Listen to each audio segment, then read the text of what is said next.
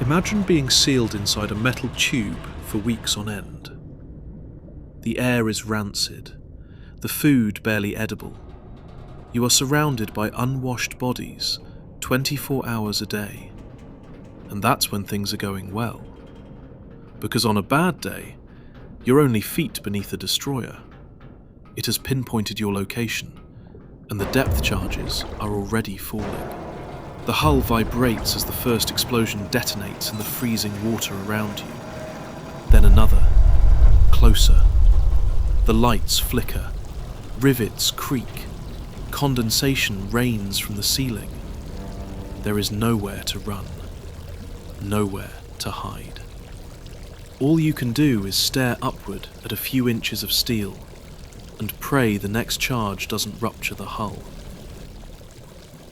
This is Dark Beacon, and this is the sheer psychological terror of life aboard a World War II U-boat.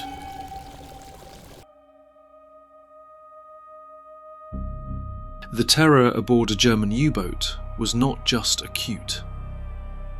It was chronic. A constant unease as the environment itself assaulted the senses. Metal creaking, men groaning, shouting or whimpering under their own private tension. The air thick with diesel fumes and stale breath. A typical U-boat deployment lasted between 6 and 12 weeks. 6 to 12 weeks. Inside a steel cylinder barely wider than a railway carriage. Sleep was not rest. It was rotation. There were not enough bunks for every man aboard, so they shared them. One sailor would rise for his watch, and another would slide into the same narrow cot, still warm from the previous body. Privacy did not exist. There was no quiet corner where you could process the constant mental assault. No fresh air. No separation from the smell of oil, sweat, and unwashed uniforms. Food was packed into every available space, between torpedoes, under bunks, hanging from pipes along the ceiling. Fresh bread lasted only days before mold crept across the crust. After that, it was preserved meat, canned vegetables, and, if you were lucky, terrible black coffee. Fresh water was rationed, but perhaps the rarest commodity was comfort. Save for a thin mattress, there was nowhere to stretch, nowhere to truly relax aching muscles. Sailors carried weeks of tension in their bones. Sweat evaporated, condensed on the cold steel hull, and dripped steadily back onto the men below. The boat was never truly dry, and neither were they.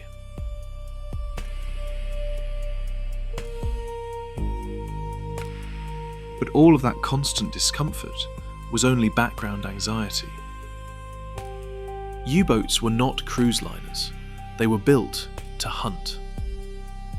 Across the Atlantic, merchant convoys crossed in slow, vulnerable lines. Great Britain was heavily dependent on supplies of food and weapons from America. There were no cargo aircraft remotely capable of moving that volume across an ocean in the 1940s. The only way was by sea, and the Atlantic was vast and filled with metallic predators. German submarines spread out like tripwires beneath the waves. One would spot smoke on the horizon. It would not attack immediately. It would report, and others would begin to converge. This was the Wolfpack, and for a time, it was Germany's best hope of forcing Britain into a negotiated surrender.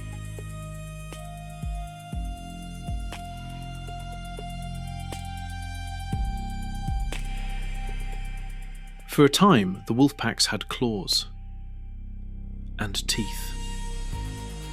Convoys were poorly defended. Air cover rarely extended far into the Atlantic. U-boat commanders knew exactly where the dark gaps were. Allied sonar technology was still crude. U-boats attacked at night, often on the surface. Because when submerged, they were slow. But on the surface, their diesel engines made them faster than the ships they hunted. Their silhouettes were nearly invisible against the dark horizon. Torpedoes would strike without warning, a column of fire, then chaos. Merchant vessels burned and sank. Some broke in half, others slipped quietly beneath the waves. In late 1942 alone, dozens of Allied ships were lost in single months. Thousands of merchant sailors and naval crewmen drowned in the cold Atlantic. For German submariners, it became known as the happy time.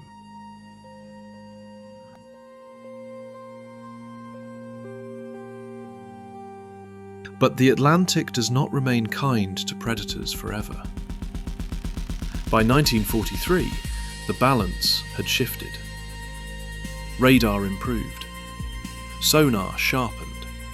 Escort carriers pushed air cover deep into the open sea. Long-range patrol aircraft closed the gaps the U-boats once relied upon. Destroyers no longer waited for submarines to attack. They hunted them. A U-boat commander might surface at night, believing himself invisible, only to see a searchlight snap on in the darkness, or hear the sudden drone of engines overhead. Hunter-killer groups began tracking submarines for hours, sometimes days. Once contact was made, they did not let go. The first explosion might land distant, a dull concussion through steel. Then another, closer. Lights would flicker. Dust would fall from the hull lining. Valves trembled in their fittings. Men stood frozen at their stations, listening, waiting for the sound of rushing water. By the end of the war, nearly 3/4 of all German submariners would be dead. It was one of the highest casualty rates of any service branch in the conflict. The ocean had become a trap.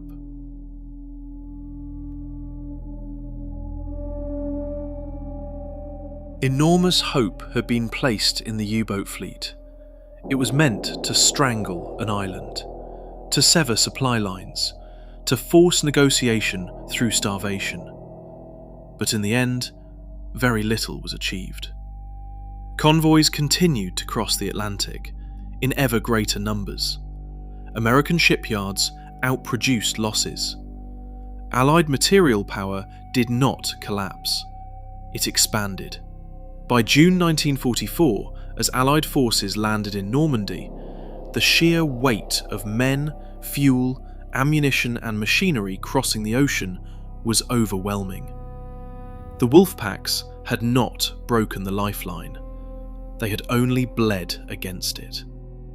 And beneath the surface, hundreds of steel hulls never returned. Sealed, silent, forgotten by the tide.